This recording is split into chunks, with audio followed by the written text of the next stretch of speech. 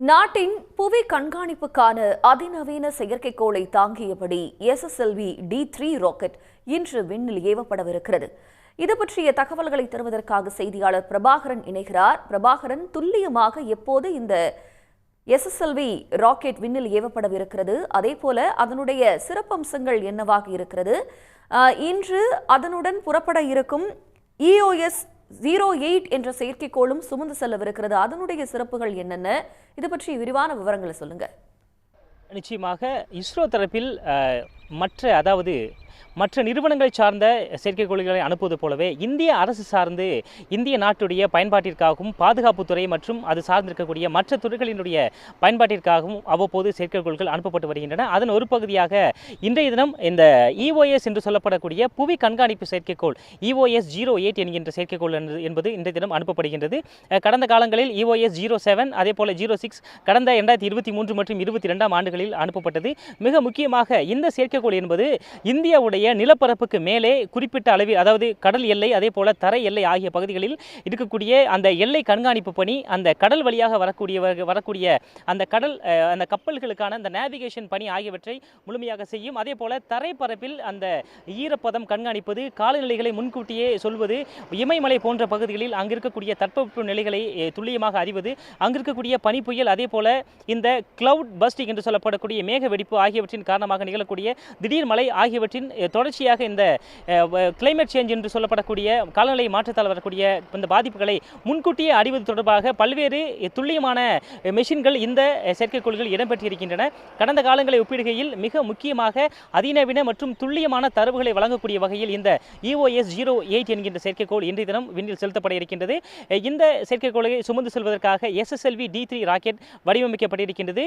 இஸ்ரோவுடைய பயன்பாட்டிற்காக பயன்படுத்தக்கூடிய GSLV மற்றும் PSLV ஆகிய ராக்கெட்டுகளை ஒப்பிடுகையில் SSLV மிகவும் சிறிய வகை செயற்கைக்கோள்களை சுமந்து செல்வதற்காக வடிவமைக்கப்பட்டிருக்கின்றது. அதிகபட்சமாக இதில் 500 டன் வரை அதில் செயற்கைக்கோள்களை அனுப்புவதற்கான வழிவகை என்பது இருக்கின்றது.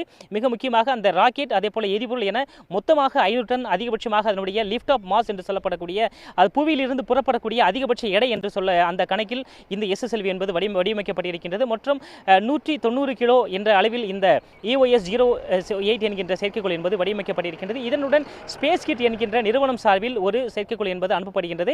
அது மிக முக்கியமாக சோதனை ஓட்டம் என்கின்ற பகுதியில் சோதிப்பதற்கான ஒரு நடவடிக்கைகளாகவே இந்த செயற்கைக்கோள் என்பது அனுப்பப்படுகின்றது. EOS 06 07 ஏற்கனவே செயல்பாட்டில் இருந்தால் கூட இந்த அனுப்பப்படக்கூடிய இந்த EOS 08 என்கின்ற செயற்கைக்கோள் மிக மிக முக்கியமாக எதிர்காலத்தில் இந்திய விண்வெளி வீரர்களை விண்ணுக்கு அனுப்பக்கூடிய இந்த ககன்யான் திட்டத்தில் மிக முக்கிய பங்காற்றும் என்று இஸ்ரோ விஞ்ஞானிகள் நம்பிக்கை தெரிவிக்கின்றார்கள். காரணம், புவிக்கு மேலே இந்த ககன்யான் அதனுடைய அந்த கேப்சூல் என்று சொல்லப்படக்கூடிய வீரர்கள் தங்கியிருக்கக்கூடிய பகுதியில் இருக்கக்கூடிய இடங்களில் அந்த புற ஊதா கதிர்களுடைய தாக்கங்கள், அந்த இடத்தில் இருக்கக்கூடிய சூழல், ஒரு 3 முதல் 5 நாட்கள் அவர்கள் தங்கும் பொழுது அங்கே ஏற்படக்கூடிய அந்த சூழ்நிலை மாற்றங்கள், சூரிய புற ஊதா கதிர்கள் அதேபோல சூரிய புயல் மூலமாக ஏற்படக்கூடிய காந்த வீச்சு ஆகியவற்றின் மூலமாக செயற்கைக்கோள்கள் ஏற்படக்கூடிய பாதிப்புகள் இவற்றை துல்லியமாக கண்காணிப்பதுடன் அது தொடர்பான தரவுகளை கொடுப்பதால் ககன்யான் திட்டத்தில் எதிர்காலத்தில் இந்த விண்வெளி வீரர்கள் இந்தியாவுக்கு மேலே விண்ணில் தங்கும் பொழுது ஏற்படக்கூடிய பாதிப்புகளை முன்கூட்டியே அறிந்து அதற்கேற்றாற் போல இந்த ககன்யான் திட்டத்தை முழுமையாக வடிவமைப்பதற்கும் அதற்கான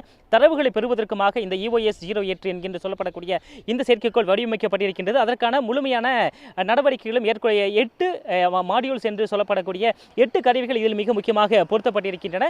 தரைப்பரப்பில் இந்த காலநிலை மாற்றங்கள் அதே போல கடல் பரப்பில் மாற்றங்கள், மலைப்பகுதி ஏற்படக்கூடிய இந்த பருவநிலை முன்கூட்டியே கணிப்பது, அதே போல ஈரப்பதம், விவசாயம், அதே போல குறிப்பிட்ட பகுதியில் நிலவக்கூடிய அந்த அதிகபட்ச வெப்பநிலை, அதிகபட்ச ஈரப்பதம் ஆகியவற்றை முன்கூட்டியே கணித்து புவி கட்டுப்பாட்டு மையத்திற்கு தரவுகளை கொடுக்கக்கூடிய பல்வேறு தரவுகளை முன்கூட்டியே தருவதற்கான இந்த கருவிகள் இந்த செயற்கைக்கோளில் பொருத்தப்பட்டிருக்கின்றன. அதே போல ககன்யான் திட்டத்திற்கு பயன்படக்கூடிய தரவுகளையும் சேகரித்து இது அனுப்பும் என்று இது இஸ்ரோ தரப்பில் விஞ்ஞானிகள் தகவல் தெரிவிக்கின்றார்கள். மிக முக்கியமாக இந்த SSLV ராக்கெட் இன்றைய தினம் விண்ணில் செலுத்தப்படுவதற்கான காரணம் என்பது, ஏற்கனவே GSLV மற்றும் PSLV ராக்கெட் விண்ணில் செலுத்தப்பட்டிருந்தால் கூட இந்த SSLV பெரிய அளவில் இதுவரை பயன்பாட்டில் கொடுக்கப்படவில்லை. காரணம், இது 2 முறை மட்டுமே செயல்பாட்டில் ஏற்கனவே வடிவமைக்கப்பட்டிருக்கின்றது.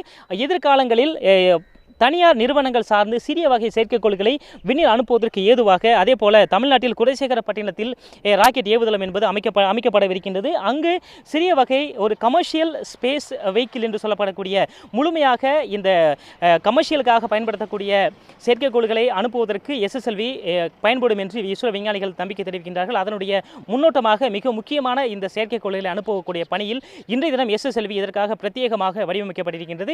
திட மற்றும் திரவ நிலையிலான இருக்கக்கூடிய எரிபொருளை கொண்டிருக்கக்கூடிய இந்த ராக்கெட் 500 கிலோமீட்டர் அதிக உயரத்தில் இருக்கக்கூடிய இந்த புவி தாழ்வற்ற சுற்றுப்பாதையில் செயற்கைக்கோள்களை நிலைநிறுத்துவதற்கு பயன்படுத்தப்படவிருக்கின்றது. இன்றைய தினமும் காலை 9:17 மணிக்கு செயற்கைக்கோள் சுமந்து கொண்டு ராக்கெட் விண்ணில் செலுத்தப்பட இருக்கின்றது. சரியாக 16.5 நிமிடங்களில் செயற்கைக்கோள் அதனுடைய சுற்றுவட்ட பாதையில் நிலைநிறுத்தப்பட்டதன் பின்பாக SSLV மீதான நம்பகத்தன்மை என்பது அதிகரிக்கும் என்று இஸ்ரோ விஞ்ஞானிகள் நம்பிக்கை தெரிவிக்கின்றனர். தங்களுடைய விவரங்களுக்கு நன்றி பிரபாகரன்.